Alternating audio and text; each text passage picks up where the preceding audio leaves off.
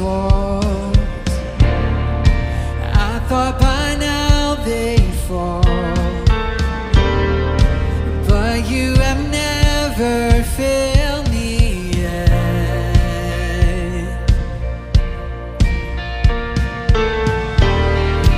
Waiting for change to come, knowing the battle's won, for you have never failed me yet. Let's sing together. Your promise still stands. Your promise still stands. Great is your faithfulness, faithfulness. I'm still in your hands. This is my confidence. You never failed me yet.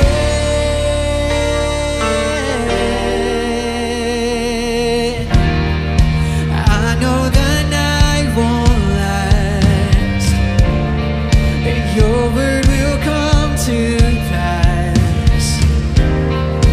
My heart will sing your praise again. Oh, Jesus, you're still enough. Keep me within your love. My heart will sing your praise again.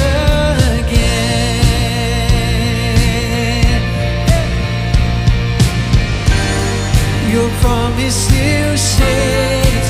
Great is your faithfulness, faithfulness.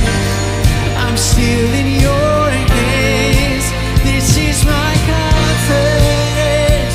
You never failed me yet.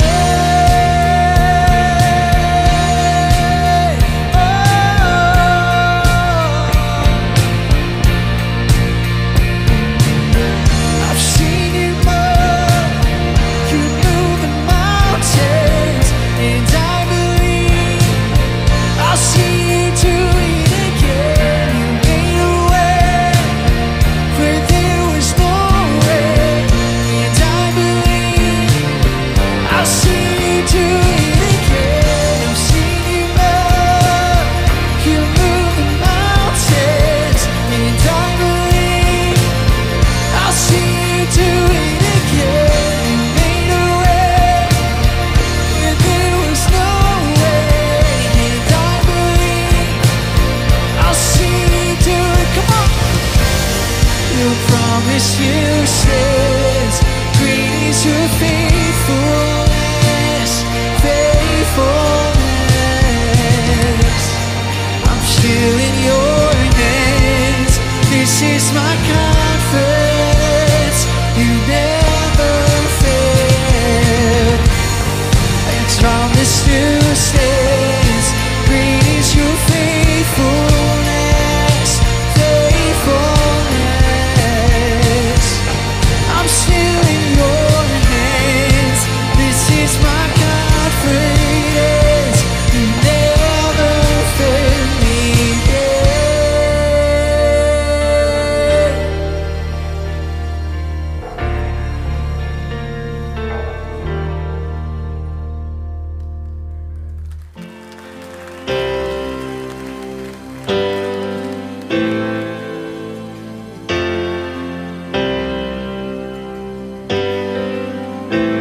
I count on one thing.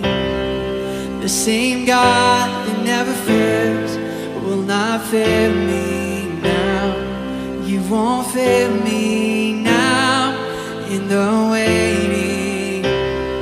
The same God who's never late is working all things out, working all things. Come on, church. Yes, I will. Yes, I will lift you up in the lowest valley. Yes, I will bless your name. Oh, yes, I will sing for joy when my heart is heavy all my days. Oh, yes, I will.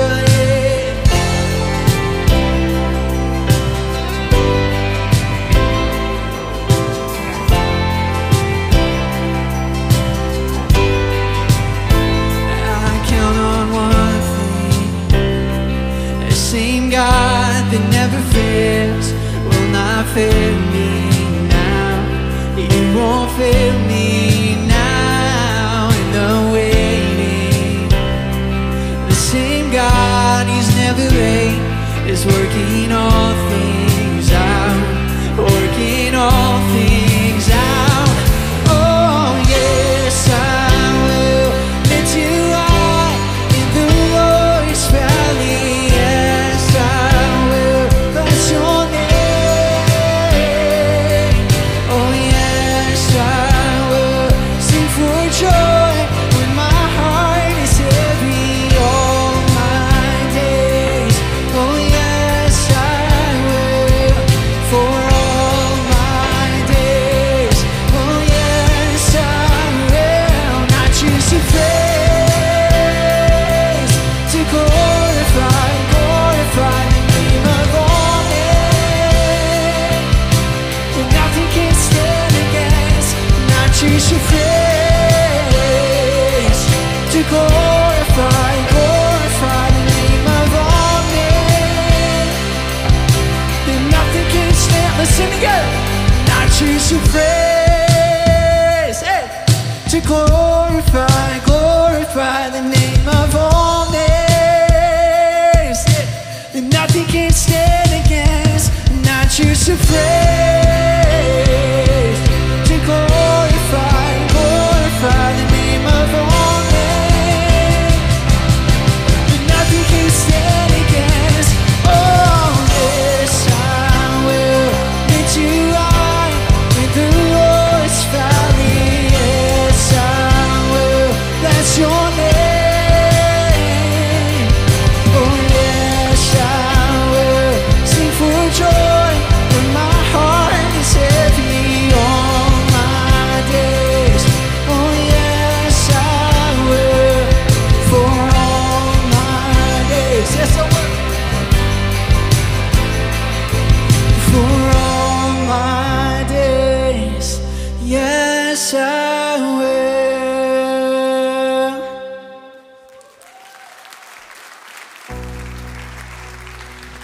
Yes, we will. Church, let's now focus on God through prayer. Pray with me. God, we come together as a community with this spirit of surrender, and we say, yes, we will. We come to you, God, and we say, we choose you. We choose to praise you even in the low valleys. We choose to praise you, God, even when our hearts are heavy. We choose to praise you and you alone. Why do we do it?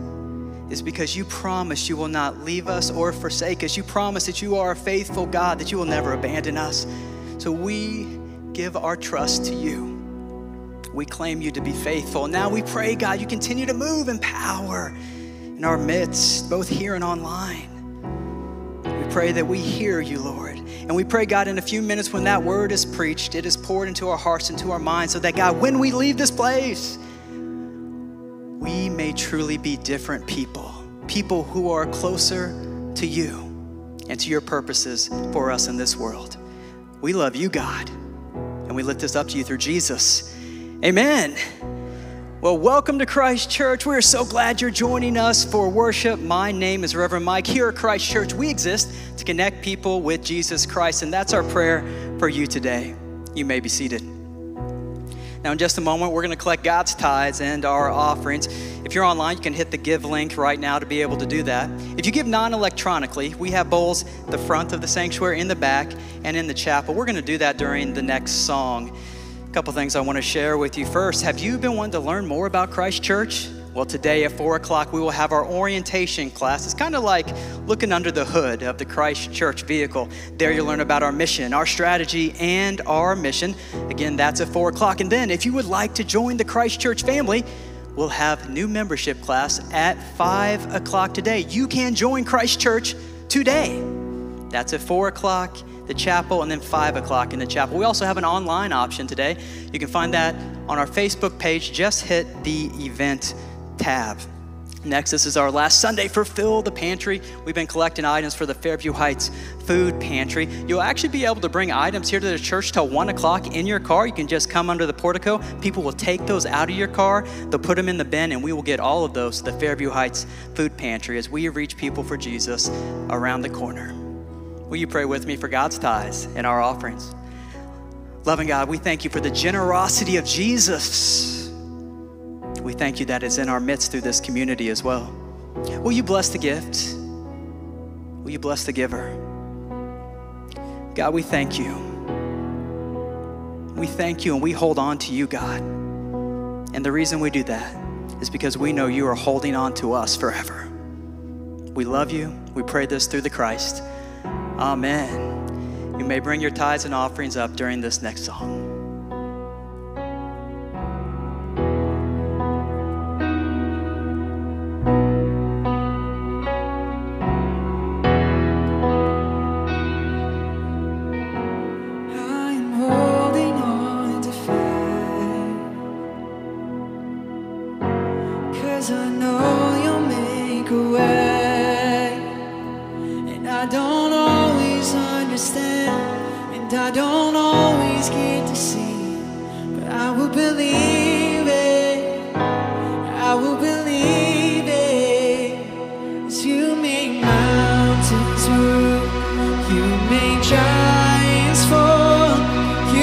Songs of praise to shake prison walls, and I will speak to my fear. I will preach to my doubt that you are faithful then. You'll be faithful now.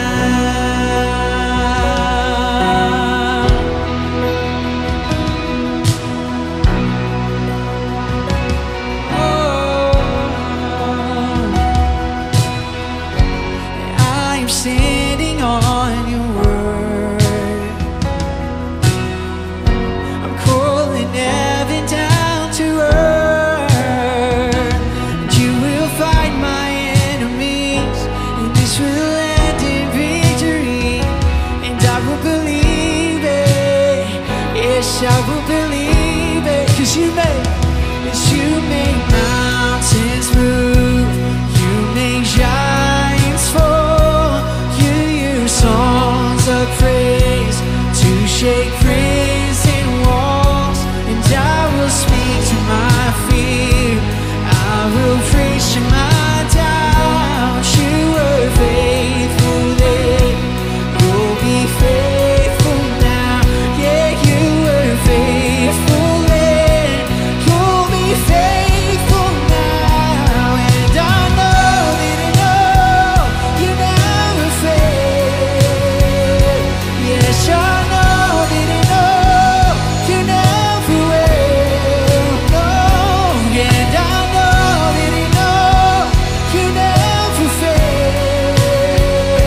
Yes, I know that you never will. 'Cause you make mountains move, you make giants fall. You use songs of praise to shake prison walls, and I will speak to my fear, and I will preach to my doubt. You were faithful then, you'll be faithful now. You make mountains move, you make giants fall. You use songs of praise to shake prison walls, and I will speak to my fear. I will preach to my doubt that you were faithful then, you'll be faithful now. Yeah, you were faithful then, you'll be faithful now.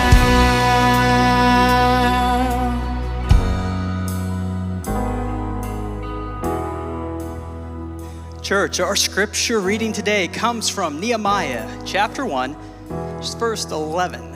It reads this way: "O Lord, please hear my prayer. Listen to the prayers of those of us who delight in honoring you. Please grant me success today by making the king favorable to me. put it into his heart to be kind to me.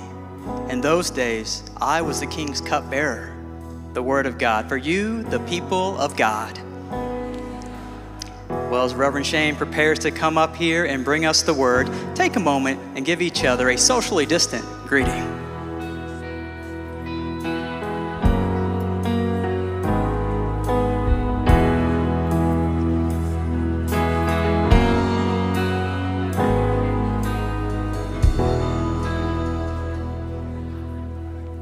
God is good all the time. It is so good to see you. I've had a lot of comments about the fact I've worn a suit 2 Sundays in a row. You're welcome. You're welcome. Actually, I'm going to wear a suit throughout this whole Nehemiah series, and I'm going to give you a choice as to why you think that is. Is it because I have a whole closet full of suits I haven't worn in 7 years? Or is it because I have a WWNW bracelet? What would Nehemiah wear? It's actually because I've got a whole suit closet full of suits, and I decided we're just gonna pop them out. So don't let it stress you. You don't have to wear a suit yourself, but just enjoy how handsome I am in a suit. Welcome to Rebuild Message 2. Those of you that are joining us online, I'm so glad that you are with us. And those of you at the Collinsville, Maryville campus. In this series, we're going to explore what God is saying to us as we begin the process of rebuilding our lives, our families, our emotions, our faith, our schools, our businesses, and our churches in a post-pandemic world. I'm fully aware that we are not completely through this pandemic, but we've got to be thinking now about what it's going to look like to prepare our hearts to really have life on the other side. So here's the recap. After the reign of Solomon, Israel divided into 2 much weaker nations. Israel to the north with a capital at Samaria, Judah to the south with a capital at Jerusalem. In 587 BC, Nebuchadnezzar II of Babylon destroyed its vassal Judah and its capital Jerusalem after a failed revolt. Left in Judah were an absolutely crushed people, and being led to Babylon were the best and brightest in the land. For everybody concerned, it was a theological crisis. Remember, in antiquity, all wars were holy wars. You line up the army and may the best God win. How could the God of Israel have gotten beaten by a polytheistic lightweight like Marduk of the Babylonians? Not only that, the promises made to Abraham seemed shattered. The Davidic line of monarchs that would never be broken was broken. And yet the story of Nehemiah represents the hope that finally emerges when you think you've lost everything. Have any of you ever had a time in your life that you were convinced everything was over? There would never be another sunshiny day. There would never be another smile. There would never even be an ounce of happiness to be squeezed out of this existence. Have you ever had a time in life where you just cried until there were no more tears? And you were just physically, emotionally, mentally, and spiritually shot. And you go to bed, and you go to bed at night, and frankly, you don't care if you wake up or not. Nehemiah is the hope that begins to flutter in our hearts when we are in a bad place.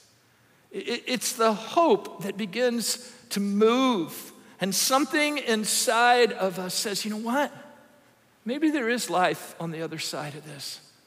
Maybe the sun will come out again. Maybe I will smile again. Maybe I will experience what it means to be happy again. Just maybe. That is the story of Nehemiah. But you know what? When bad times come, there's something very characteristic. They don't last forever. They just don't last forever.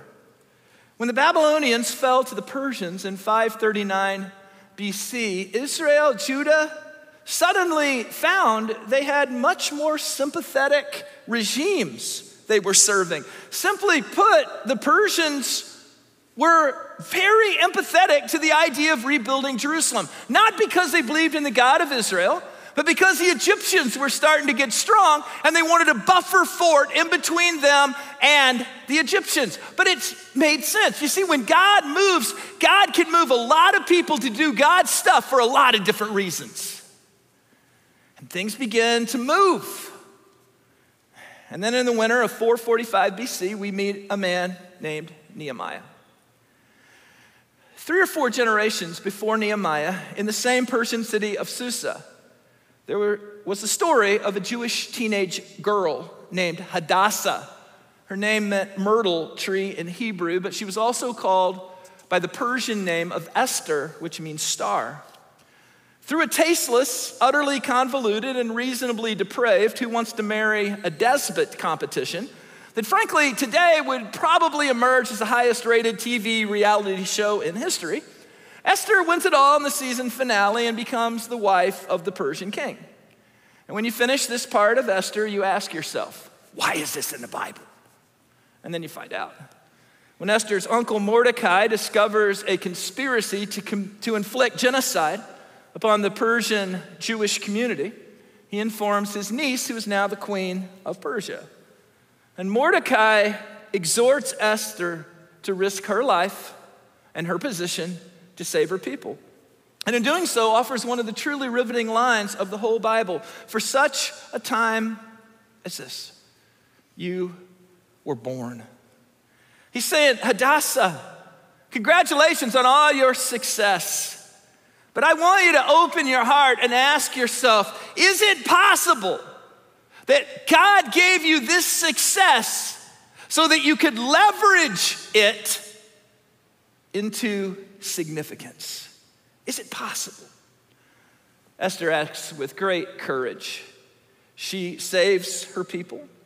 Israel's enemies are destroyed. Her uncle is held in high honor. And for her trouble, Esther is immortalized by the Old Testament book that bears her name. There's a process we see here. And I just want to throw it out at you because we'll be referring to it throughout the series. It all begins with knowledge, then concern, then a ping, then risk, and then action. Let's use it in Esther's context. She had knowledge that genocide was going to be inflicted on the Jewish community. She was concerned for her people. The ping came through the exhortation of her uncle Mordecai.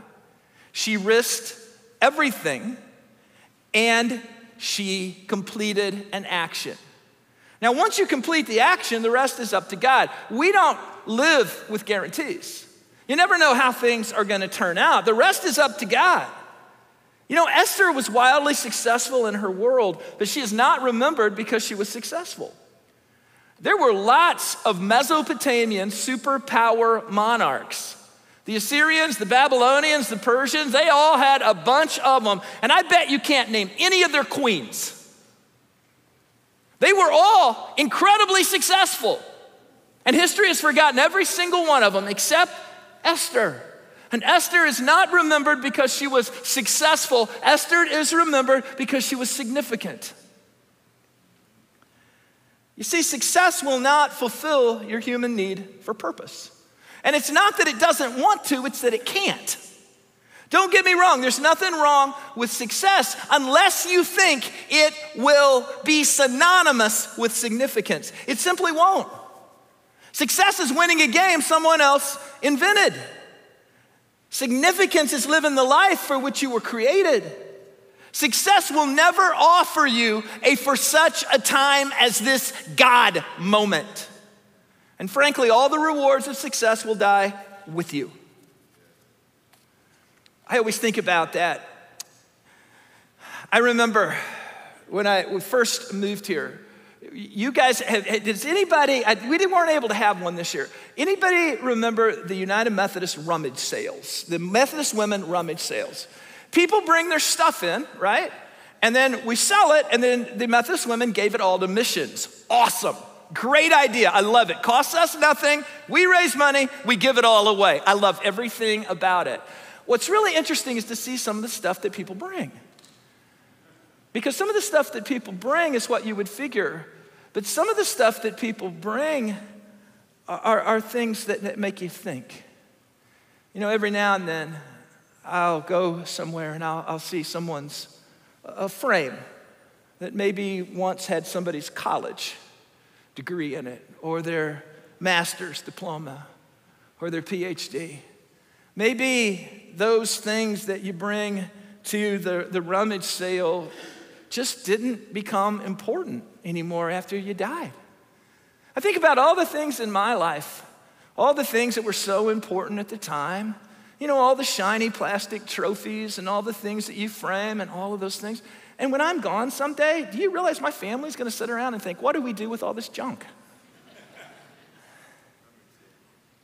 Because they're just tributes of success. You see, significance will live well beyond us. Success is going to die with you. And the problem is that if you don't watch it, we can spend our years here on earth chasing things that don't eternally matter to the neglect of the things that do. You see, the problem with success is that you can end up with everything that doesn't matter and nothing that does, and people will still say you're successful. And I want to offer the example of Esther to suggest the proper place for success is as a platform towards significance. Nehemiah had achieved ultimate success as an exiled descendant of an exiled foreigner. We know in Persian culture, the cupbearer not only handled food preparation and made sure the king wasn't poisoned, but also was entrusted with the signet ring of the king, the official seal. He was also the CFO of the Susa Palace, where the king would have stayed 4 months a year. You gotta understand, Nehemiah was a Jew. He was a minority in that culture. And when the Persians began to release captives to return to Jerusalem, the whole thing was of intense interest to him.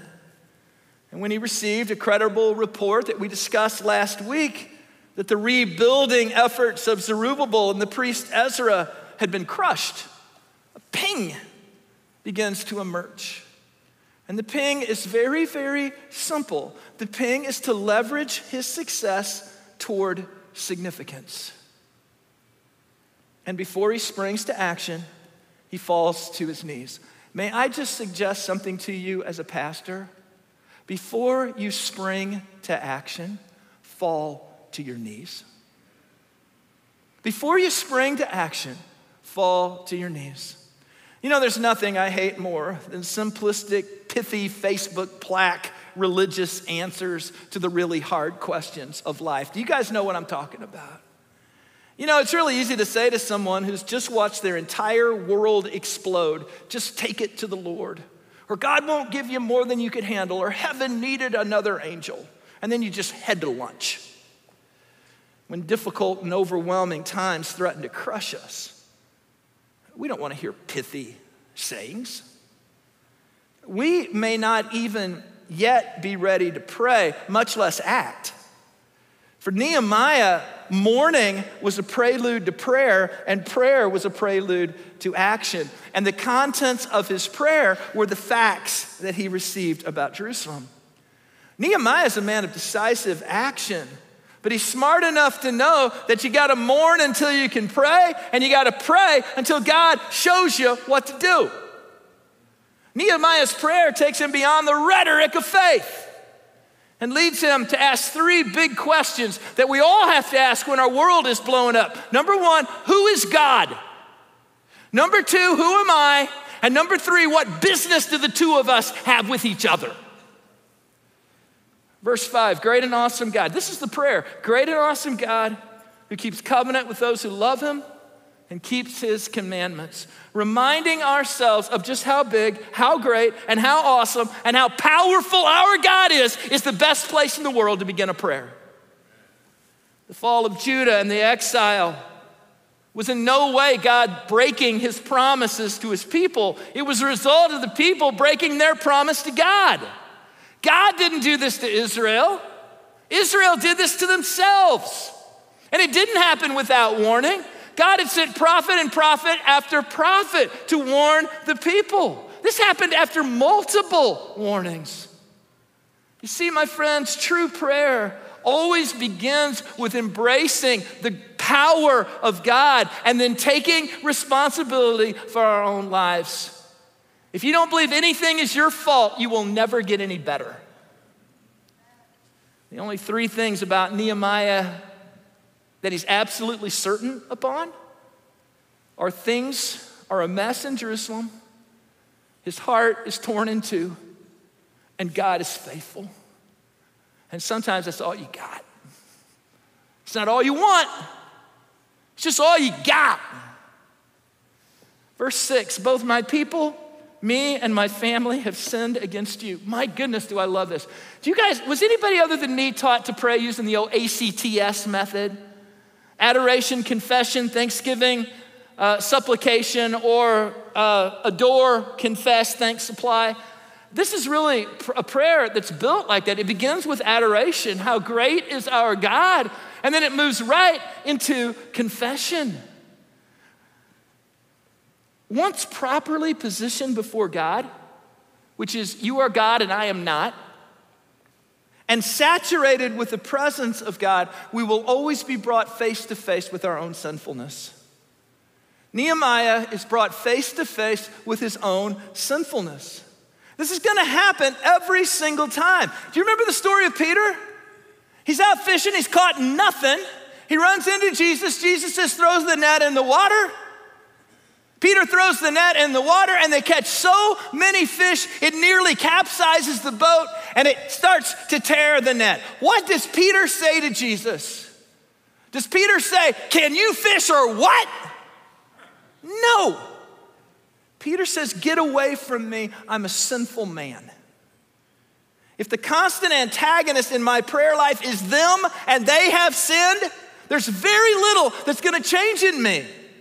But if the antagonist in my prayer life is me and I have sinned, God suddenly has a lot with which to work. Remember, the literal meaning of sin is to miss the mark. In Greek, it's hamartia. It means to shoot at a bullseye and miss. So in its most literal form, sin is far less what you do wrong and far more what you fail to do right. Sin is missing the bullseye that God has set for us. And you need to understand, when you miss the mark God has set, it hurts God, it hurts us, it hurts the people in our world, and it hurts the work of his church. The idea that what I do is my own business and affects no one but me is the most selfish, asinine attitude in the whole world. What you do and what I do affects God, it affects us, and it affects everyone we love and care about, and everyone who loves and cares about us. We do not live our lives on an island. I don't know about you, but I want to be a positive and not a negative. I want to be a giver and not a taker. I want to be part of the solution, not part of the problem. I want to be a producer and not a parasite. But I need you to understand, if our prayers don't lead us to an awareness of our own sin and personal, heartfelt, and contrite confession, we're praying wrong. It starts out with, God, you are great. And once you get your head around that, the next thing you're gonna notice is, forgive me, for I am a sinner. You say, well, Pastor, if sin is so important, why do people make fun of it? Why do people make fun of churches telling people to repent? Or why do they make fun of the old person, you know, the old cartoon with the sandwich sign, repent, the end is near? Why is there always derision being cast upon repentance? And let me tell you why. Because it scares the devil to death. Christians who are in a attitude of repentance scares the devil to death, and it shakes the very foundations of hell. Let me tell you how sin works. Let me tell you how sin builds up in our lives. Anybody ever have a bathroom sink clog up? Yeah. When my kids were at home, I had Melissa, who's still at home. She never left, she stays with me. I had Melissa, who still lives at home, and then I had Lydia, who was with us for a while and then left home. But there was a period of time when Lydia and Melissa used the same bathroom a lot. And they both had a lot of hair and they both used a lot of product. When your bathroom sink clogs up, it usually doesn't happen all at once. It slows down. And you see it slowing down, but you ignore it because you think to yourself, well, I'm slowing down too, and I'm ignoring that. And then it comes to a point you can't ignore it anymore, right? The drain just doesn't work. It just doesn't work. And I don't know how you handle this, but I always do the same thing. My drain doesn't work. Should I call a plumber? No, that costs a whole lot of money. I can do this myself. So I go to Lowe's and I buy poison. I mean, enough to eat the engine out of your car, and I fill my sink up and I dump the poison in. And then the poison says I'm supposed to wait 3 hours. What the poison doesn't understand is that I'm OCD. And that's not gonna happen. And so I sit and stare at it for about 3 minutes. And then I get a plunger. And then I just start plunging it. And before long, poison and water is all over the bathroom, it's all over the sink, and it's all over me. Just a little bit's in my eyes, which I think I'm supposed to flush for 3 hours. And before long, I have a toxic waste site. Sometimes I have to call a plumber, but usually things eventually work out, and it always ends like this. I'm gonna get a coat hanger, and I'm gonna shove it down that pipe, and I'm gonna have a little hook on it, and I'm gonna start fishing stuff out. Have you ever fished the stuff out that clogs a drain? When you have 2 women living in your house who have long hair and use a lot of product. Does anybody know what I'm talking about? What comes out is gray, gelatinous hunks of semi-solid material containing hair, soap, hairspray, a miniature army man or 2 from the grandkids, 2 non-matching earrings, and 3 small things that can't readily be identified, but it's possible they were once life forms. Repentance is the act of taking the plunger to our sin. Repentance is the act of pouring the blood of Jesus Christ on that clog and just letting the cross do its work. And what comes out? Yucky stuff. Yucky stuff. Everything in us is not like Jesus. But the power of the cross will wash the sin away. It'll clear the drain in our life. It will reestablish our connection with God. I've heard people say to me, Pastor, when I pray, it seems like my prayers hit the ceiling and just come back. I don't feel like my prayers are getting through. And the first thing I will ask them is, do you have unconfessed sin in your life? Because if your pipe is clogged, the water's not gonna get through. I mean, that feeling is legit. That may actually be what's happening. Repentance is what cleans those pipes. Verses 8 and 9. Remember your words. If you return to me and keep my commandments, I will gather them and bring them to a place I have chosen to establish my name. This is a little discussed but biblically sound prayer technique, reminding God of his promises. And I'm going to be very blunt with you. How can you remind God of his promises if you don't know what his promises are? And where we learn the promises of God is by studying the Bible. I had 2 people offer some comments last week. That's not exactly true. I have 2 people offer comments last week that I'm willing to share with you today. But one of them, somebody came up and said, I'm new to the church, really enjoyed the worship service, just connected with the music. Your message really connected with me. I just wanted to say thanks. And I said, thank you so much. I appreciate the encouragement, and I'm so glad that you're here. And I was genuinely happy they took the time to do that. A little bit later, somebody else walked up to me, and they said, I've been attending here for several weeks. I've been in church my whole life, and I know I've learned more about the Bible in 6 weeks than I learned my whole life combined. That's when I start getting excited. Because we can't remind God of his promises if we don't know what his promises are. We can't live God's way if we don't know what God's way is. And the way we learn that is through serious study of the Bible. That's how we learn that. That's why, as a church, many of us are reading the New Testament from cover to cover this year. Next year, we're going to read the first third of the Old Testament. We'll catch Nehemiah that on the second half of that, but on the next year. But this is why reading the Bible and studying the Bible is so incredibly important. So if you feel far from God, I want to assure you it's not God that's moved. It's we who have moved. Because God is the same yesterday, today, and forever. And reestablishing a relationship with God always has to do with returning to God and remembering how wonderful and great and mighty He is and repenting of our sin. And good news, that's what Jesus came to do, forgive our sin. And when we do that, we place ourselves to receive the blessings of God, and we put what was offline back online in our lives. Verse 11, grant me success and grant me favor in the sight of the king. Nehemiah has a plan percolating, and he's getting close to accepting the rebuilding of Jerusalem as his call.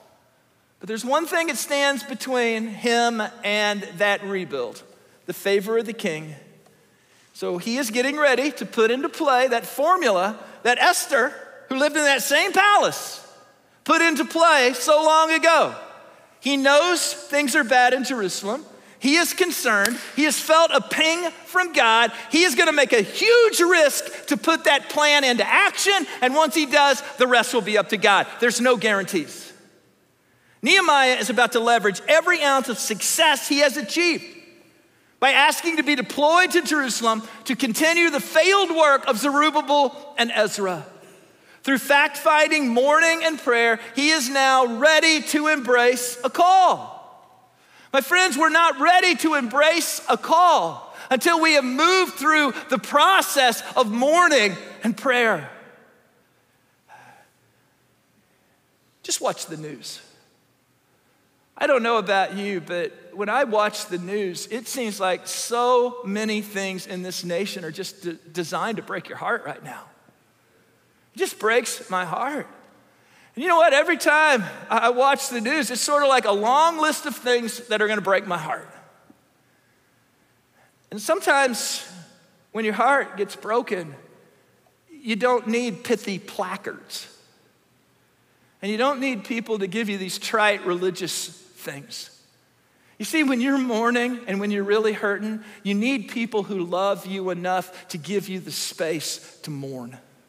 Sometimes when people are hurt, you need to love them enough to say, you're hurting and I love you and I care. I may not even understand why you're hurting, but I love you and I care about you and I'm gonna offer this space.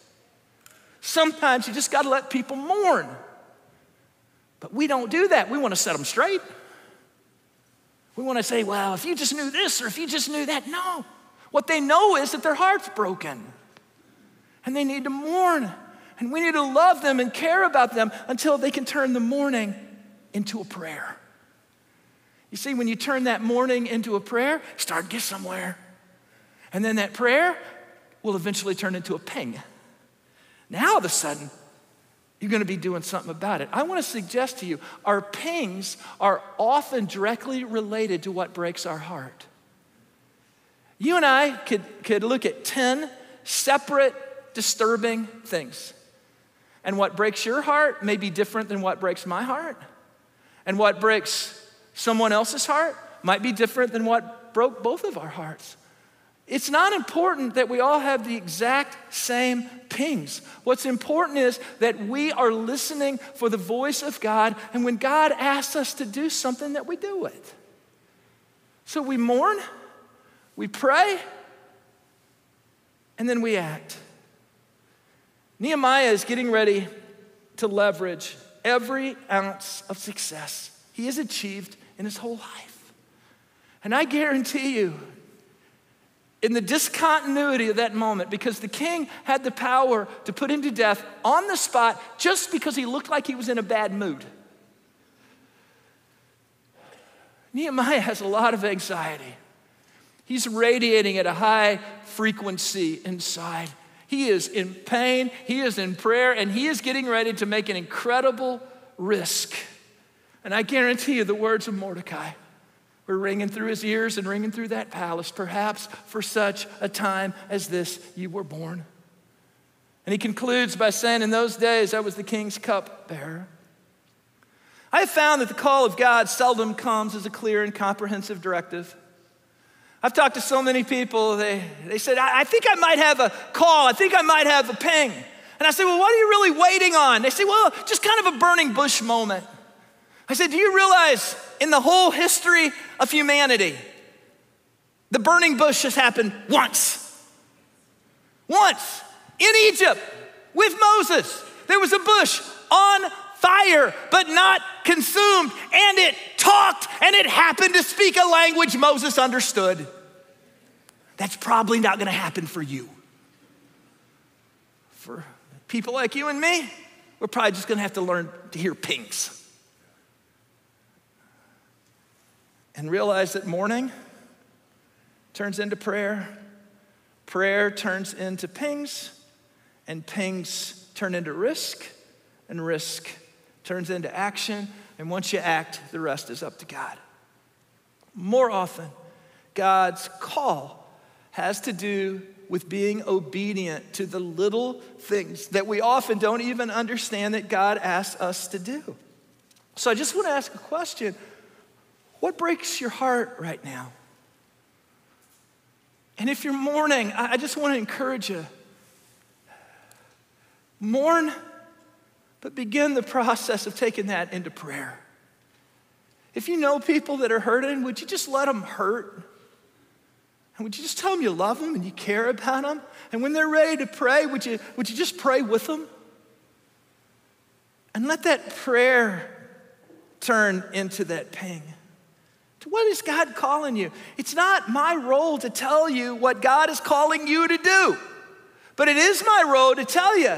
You need to get the facts, you need to mourn, you need to pray, and you need to listen for God's call to significance. In today's message, Nehemiah does something that I think has become a forgotten life skill in our country.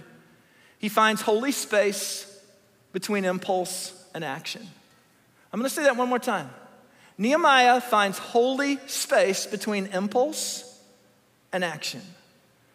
In receiving the news concerning Jerusalem, he knows he's gonna have to do something, ping. But he doesn't set a knee-jerk cacophony of unrelated actions into motion. He finds holy space and he prays to the God of heaven before he moves forward. In these divisive days, might we too seek holy space between impulse and action? We've all had it happen, haven't we? Something gets in front of us and it just lights us up. Just lights us up. And without a second thought, we just act. So often we turn the fire into a firestorm, and the firestorm into a wildfire, and it changes nothing, but it hurts everyone. You think Christian people, can I use the Southern Illinois axiom? Do you think we Christian people could do better than that? You think we could? Might we pray on the other side of that impulse? Might we pray before we act? Might we pray to the God of heaven before we write that thing, say that thing, post that thing, or tweet that thing? And might that prayer remind us that God is awesome and that we are straight up sinners, not just them, but we are straight up sinners. And God will keep his covenant to us if we will repent and return to him. It's only after prayer and repentance that God confirms the sound plan of action that Nehemiah is about to engage. But first, Nehemiah is going to have to do the scariest thing in his world: risk every bit of success that he has achieved to approach the king. How does that go? You'll have to find that out next week. Let's pray. Almighty God, thank you for the Old Testament Dear God, so many people are intimidated by the Old Testament. So many people say, I just don't see that being relevant today. Dear God, how could anything be more relevant today than the passage we've just explored? How could anything be more relevant? So dear God, the problem is not that your word isn't relevant. The problem is that we don't listen very well.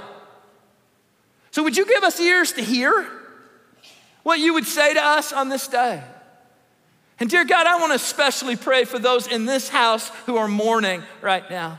To those who have broken hearts right now. Dear God, I want to pray in the words of Jesus, blessed are they who mourn, for they will be comforted. I pray, dear God, for your presence in their mourning.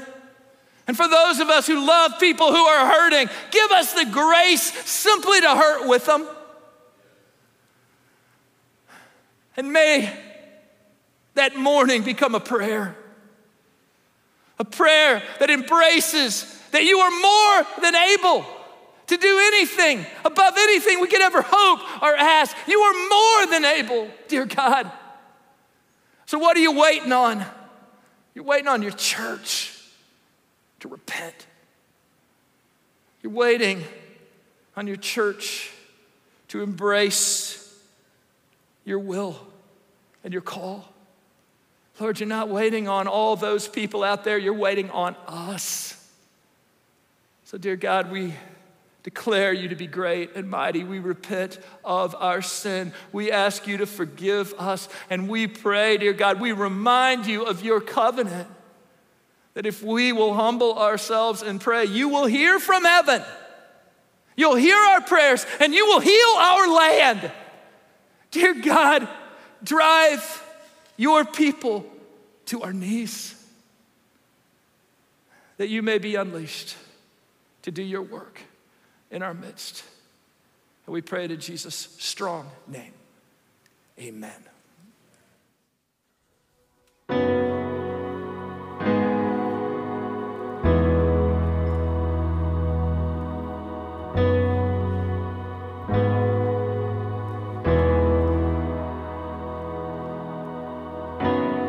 Can't go back to the beginning. Can't control what tomorrow will bring. But I know here in the middle is the place where you promised to be.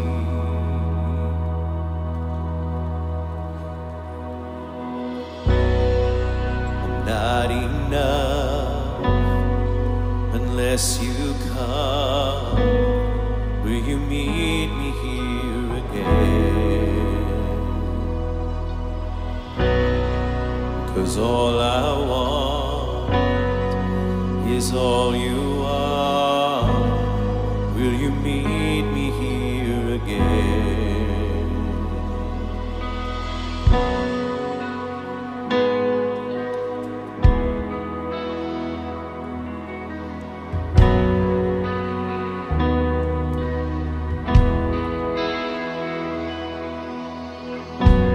As I walk now through the valley, let your love rise above every fear, like the sun shaping the shadow. In my weakness, your glory appears. I'm not enough. Not enough unless you come. Will you meet me here again? 'Cause all I want is all you are. Will you meet me here again? I'm not enough unless you come. Will you meet me here again? 'Cause all I want